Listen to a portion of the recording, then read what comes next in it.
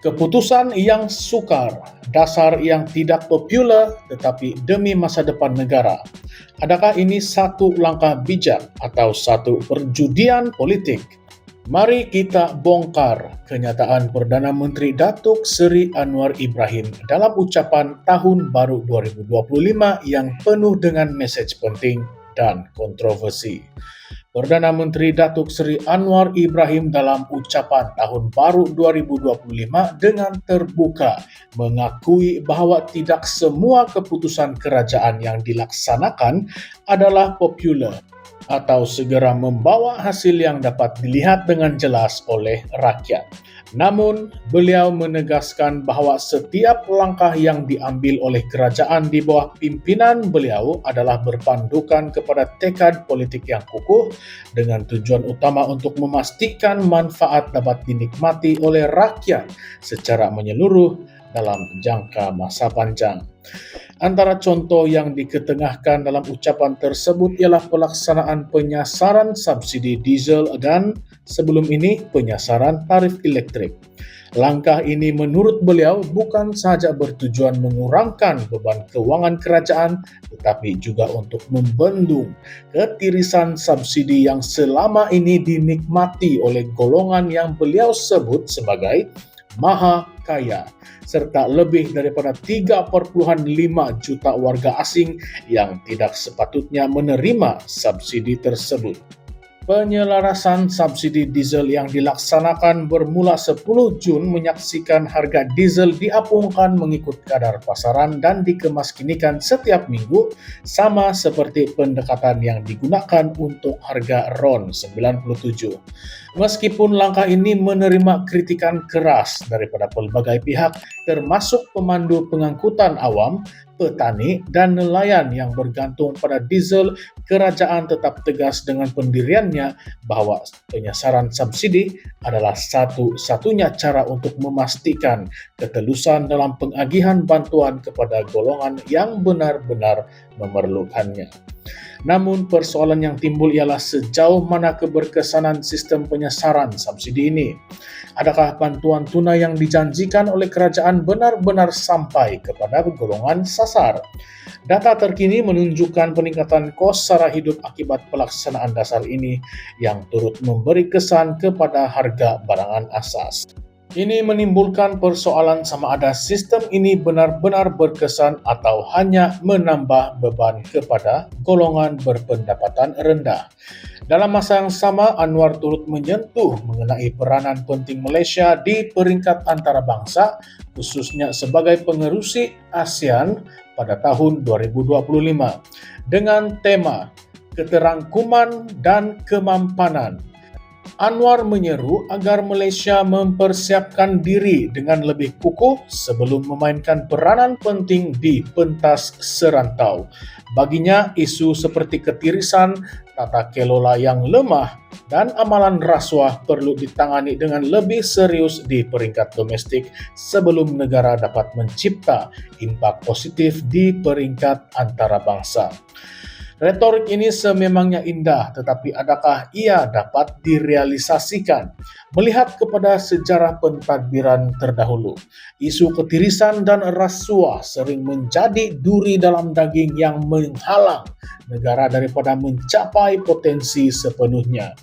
Dalam ucapannya, Anwar juga memberi jaminan bahawa kerajaan akan sentiasa bersedia menghadapi sebarang bencana alam, terutamanya banjir yang saban tahun melanda beberapa negeri di Malaysia. Menurutnya, segala bentuk bantuan akan disalurkan dengan pantas melalui kerajaan antara agensi kerajaan pusat, negeri dan tempatan. Namun, jika kita menilai pengalaman tahun-tahun sebelum ini, ramai mangsa banjir mengadu tentang kelewatan bantuan dan pengurusan yang tidak cekap di pusat pemindahan. Adakah kerajaan benar-benar sudah bersedia kali ini? Atau kita hanya akan melihat ulangan episod lama di mana rakyat terpaksa bergantung kepada inisiatif sukarelawan dan badan bukan kerajaan ataupun NGO untuk mendapatkan bantuan? Isu ini membuka ruang kepada perbincangan yang lebih mendalam tentang ketelusan dalam agihan bantuan bencana serta keberkesanan mekanisme kesiapsiagaan yang diumumkan kerajaan. Satu lagi persoalan yang tidak dapat dielakkan ialah mengenai kesan politik daripada dasar-dasar yang tidak populer ini. Penyelarasan subsidi, walaupun mempunyai matlamat yang baik, tetap memberikan kesan langsung kepada rakyat yang terpaksa berdepan dengan kenaikan kos sara hidup. Adakah kerajaan bersedia untuk menerima akibat politik daripada keputusan ini dalam pilihan raya yang akan datang? Pembangkang pasti tidak akan melepaskan peluang untuk menggunakan isu ini sebagai senjata politik. Selain itu, dalam konteks kepimpinan Malaysia di ASEAN, kita tidak dapat menafikan bahwa isu dalaman seperti perpaduan nasional, ketidaksamaan ekonomi, dan ketirisan dalam sistem pengurusan negara masih menghantui Malaysia. Bolehkah Malaysia benar-benar menjadi pemimpin yang berkesan di rantau ini ketika masih bergelut dengan isu-isu asas di peringkat domestik? Dalam lanskap politik yang semakin polarized, ucapan Anwar Ibrahim juga mengundang persoalan tentang sejauh mana kerajaan benar-benar mendengar keluhan rakyat. Kritikan dan protes daripada pelbagai lapisan masyarakat bukanlah sesuatu yang baru, tetapi adakah ia benar-benar diambil kira dalam setiap dasar yang dilaksanakan? Atau adakah keputusan dibuat secara unilateral dengan alasan demi masa depan negara? Tambahan pula sejauh mana keputusan yang diambil ini dapat bertahan dalam tempoh jangka panjang. Banyak dasar yang diperkenalkan sebelum ini akhirnya dimansuhkan atau diubah selepas pertukaran kerajaan. Ini menimbulkan persoalan tentang kesinambungan dasar dan sistem politik Malaysia yang sering berubah-ubah. Secara keseluruhannya, ucapan tahun baru 2025 oleh Anwar Ibrahim membawa mesej yang jelas. Kerajaan di bawah pimpinannya bersedia untuk membuat keputusan sukar walaupun ia tidak populer dalam kalangan rakyat. Namun, persoalan-persoalan yang asas masih kekal. Adakah pelaksanaan dasar-dasar ini benar-benar berkesan? Adakah rakyat akan memahami dan menerima keputusan ini dalam jangka masa panjang? Atau adakah langkah-langkah ini akan menjadi titik kelemahan yang akan dieksploitasi oleh pihak lawan dalam arena politik?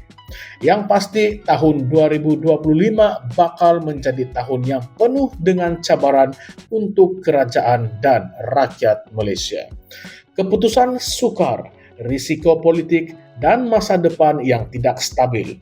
Adakah langkah-langkah ini akan membawa Malaysia ke arah kemajuan atau ke arah ketidakstabilan? Kongsikan pendapat Anda di ruangan komen. Jangan lupa untuk like, share, dan subscribe Current Sphere MY untuk analisis politik terkini dan mendalam. Jumpa lagi dalam episod seterusnya. Sekian. Terima kasih.